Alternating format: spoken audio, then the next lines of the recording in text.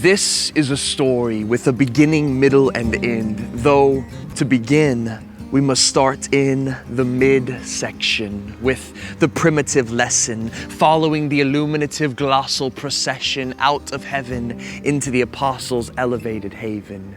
You remember that incarnational conversation when tongues from the north came to the south, when that which abides in a throne room came to a house, when that muscle that sits on the floor of the mouth became combustible, arose and began to arouse the lips of the apostles as their entities espoused.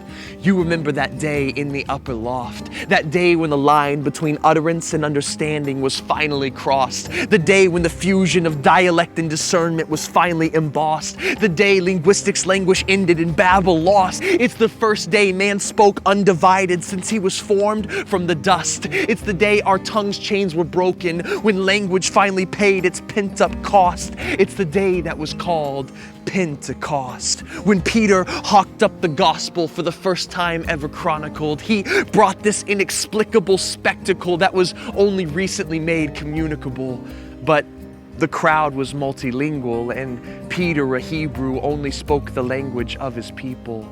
And so though the crowd had ears, it was inescapable that his message would prove to be unattainable. His consonants incomprehensible, his information imperceptible, his utterances undesirable, the gospel ungettable. Imagine this obstacle, for it is incalculable, that the only message that makes our souls immortal, the only news that makes our beings eternal, the only words ever mentioned that were even worth mentioning were now made unmentionable.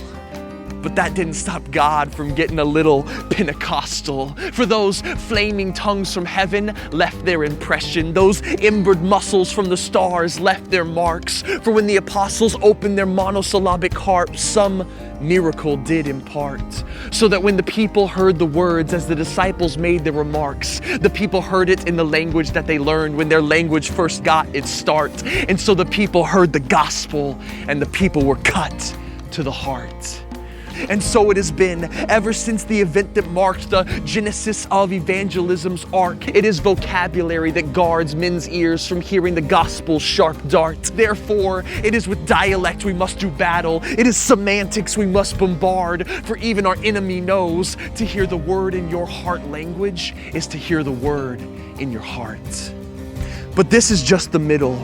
And before I tell you the end, let me go back to where our story begins. For we have not always been a slave of communication, conversation's victim. Before we can understand how the tongue became our enemy, we must trace the etymology of our vocalization. You see, we, the leaves, the trees, the bees, the plants, the ground, the stars, the breeze, we were all preceded. We were superseded. For before we could be, God had to write the dictionary. He had to vocalize vocabulary so the world would be a home and words would be the masonry. It is with language that we were created. But it's also with language that we were excommunicated.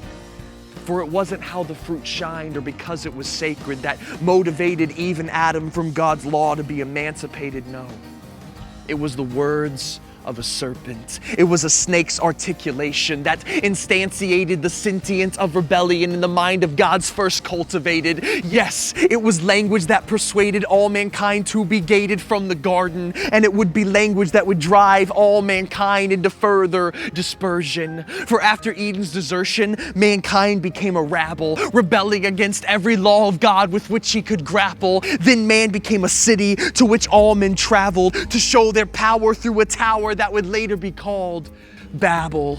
For it was in this city citadel that man's tongue became his shackle, as ears divorced from lips and language became baffled. By language we were created, and then by it excommunicated, and like the pause between a comma, by words we were separated. But this story has 3 stages, and I've only told you the first 2 parts. How in the beginning, our lives incurred a debt to which our lips suffered the loss. In the middle, when the Son bore the cross, his spirit paid in full our tongue's pent-up cost. But there will come an end, when language will begin again and our throats and mouths will be washed. On that day, every tribe and every nation, every tongue and every language will be recreated in the conformity of our Savior. And it won't just be be our physiques that will be completely retweaked, but our gums, teeth, and cheeks will be so overhauled that the former will look like an antique, and our ears won't just hear syllables and squeaks, but will be open to new spectrums of rhythms, movements, and beats. Yes, our mouths will be reborn, our tongues will be made complete, and from eternity to eternity, it will be with God's dialect that we all shall speak.